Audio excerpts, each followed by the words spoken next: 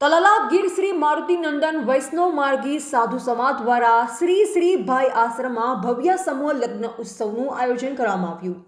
આ સમૂહ લગ્નમાં સાધુ સમાજના સેવાભાવી યુવા સાધુ સમાજ તલાલાના હોદ્દેદારો પ્રમુખ અનિલભાઈ ગોંડલિયા, ઉપપ્રમુખ જયેશભાઈ મેસવાણિયા, મંત્રી રાજકુમાર ગોંડલિયા, સહમંત્રી મનીષભાઈ દેસાણી, ખજાનચી